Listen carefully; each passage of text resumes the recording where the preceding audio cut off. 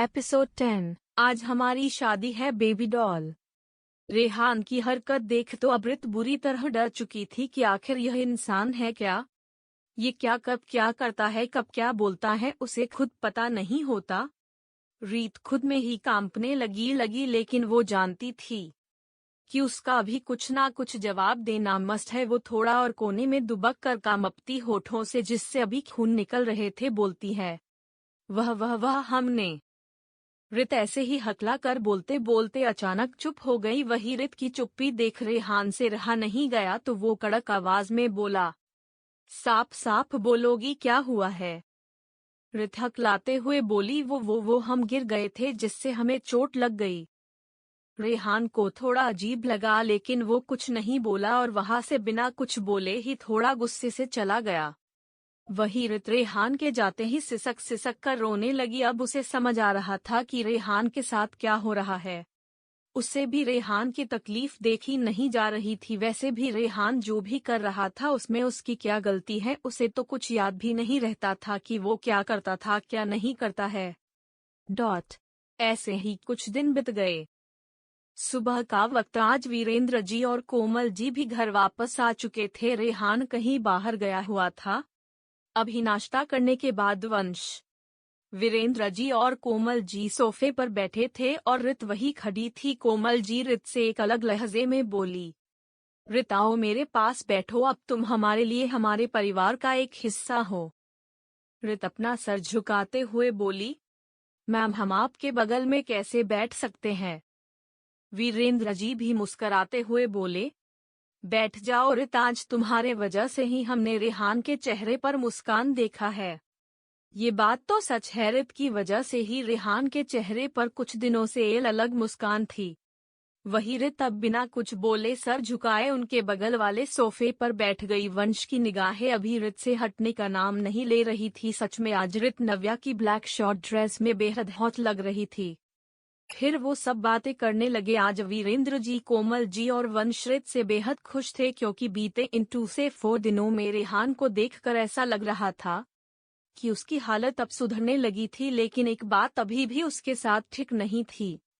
उसे जब भी वो आवाज आती वो अपने होश खो बैठता और रित को जब भी उसके कपड़ों में देखता तो उससे नफरत करने लगता। लेकिन जब वो रित को नव्या के कपड़ों में देखता तो उसे बेहद प्यार करने लगता। और अब तो रित को भी लगने लगा था कि वो सच में रेहान की गर्लफ्रेंड है।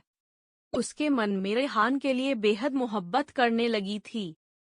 तभी वहां रेहान आया। वो काफी खुश लग रहा था। उसके साथ कुछ आदमी भी थे।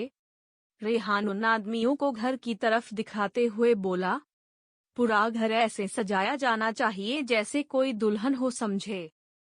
उन आदमियों में से रेहान का असिस्टेंट समीर बोला, यस सर।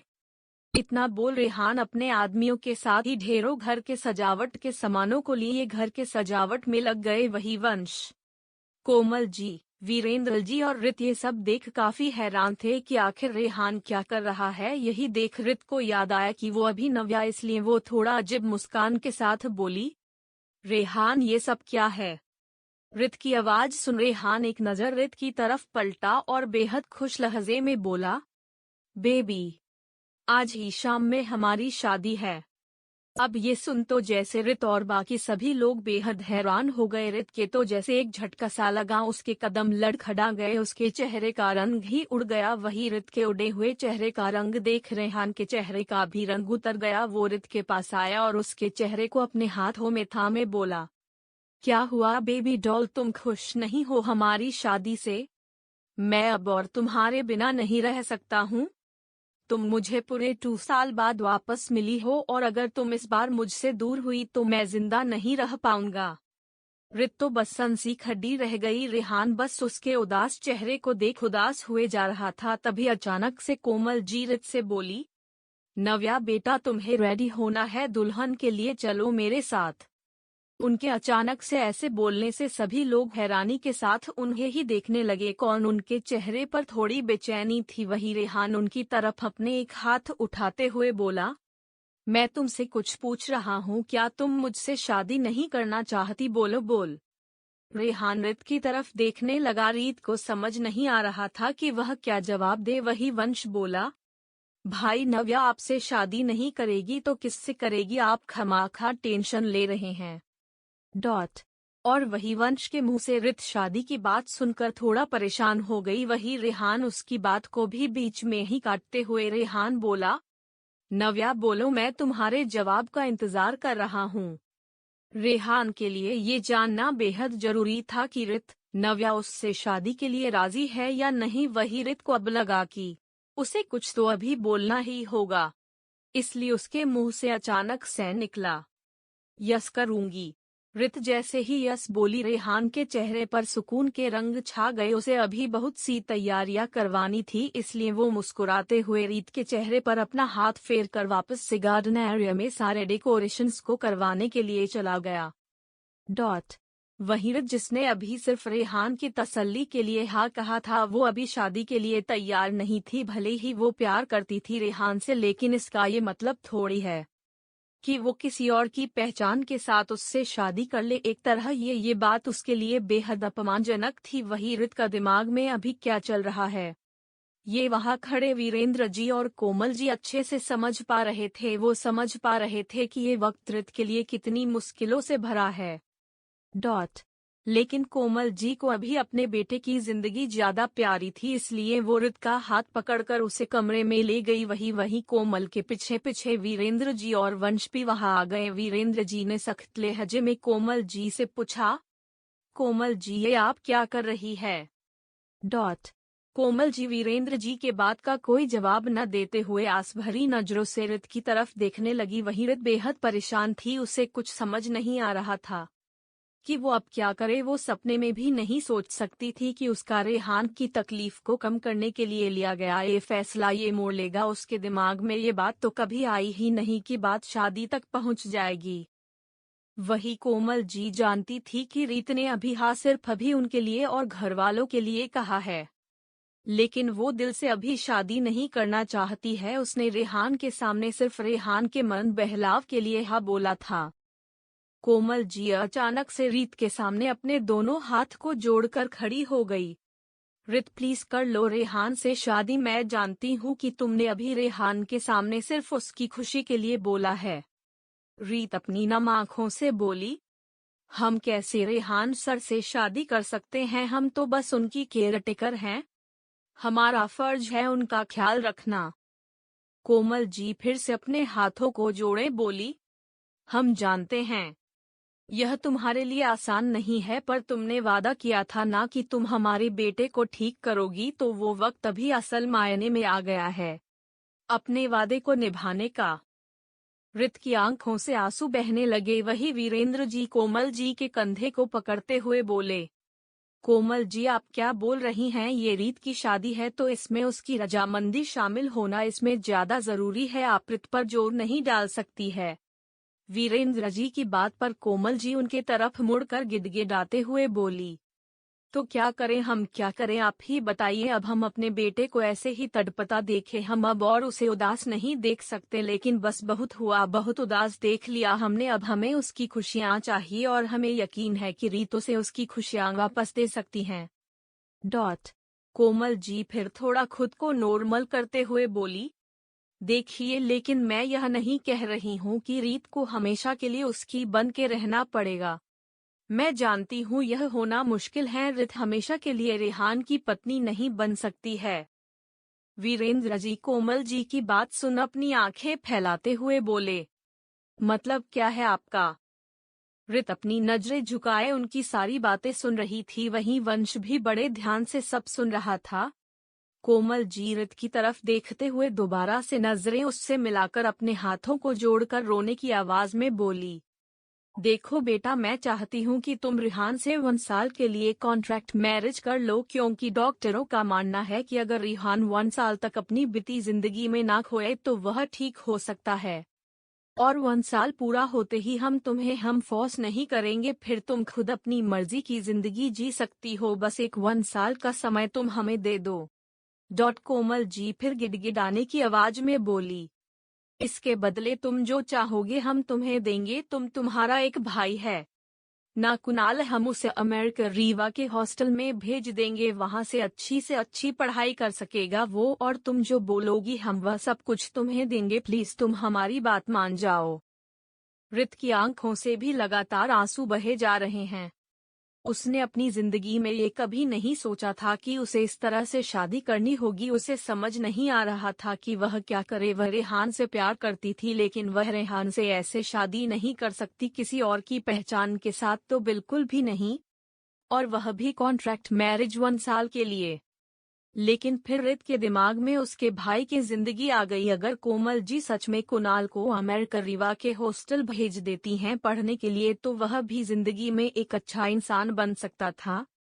रित यही सोच रुआसी आवाज में बोली, हमें थोड़ा वक्त चाहिए। इतना बोल वह वहां से चली गई। वहीं वंश आगे बढ़ते हुए कोमल जी से बोला, मॉम आप जो कर रही है क्या वह ठीक है? रित एक झूठी पहचान के साथ भाई से शादी कैसे कर सकती है? भाई को जब पता चलेगा कि वह रीत है नव्या नहीं, तो फिर क्या करेंगे भाई? इससे रीत की जिंदगी खतरे में पड़ सकती है। कोमल जीवंश पर थोड़ा गुस्सा और एक सेल्फनेस के साथ बोली, हम कौन सा कह रहे हैं कि शादी हमेशा के लिए होगी। 1 साल तक की शादी चलेगी, बाकी रित खुद ब खुद हमें छोड़कर चली जाएगी। वैसे भी रित हमारे खानदान की बहू कहलाने के लायक नहीं है, वो बस एक मामूली ड्राइवर की बेटी और एक केयर टेकर है। लेकिन हमें अभी रेहान के लिए सबसे ज्यादा उसी की जरूरत है। और फिर तब तक जब तक उनकी शादी खत्म होगी, रेहान को कोई नहीं बताएगा कि यह रीत है नव्या नहीं। वीरेंद्र जी बीच में ही बोले, पर यह सही नहीं है, किसी की जिंदगी के साथ एक तरह का खिलवाड़ है। हम रित का इस्तेमाल कर रहे हैं रेहान के लिए, हम अपने फायदे के लिए उसकी जिंदगी को दाव में नहीं लगा सकते।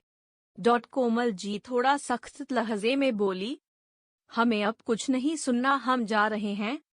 बस रीत मान जाए शादी के लिए, और रेहान दीदी की आखिरी निशानी। हम रेहान को उदास तन गौर नहीं देख सकते हैं, वो अब हमारा भी बेटा है, समझे आप सब। इतना बोल कोमल जी अपने कमरे में चली गई।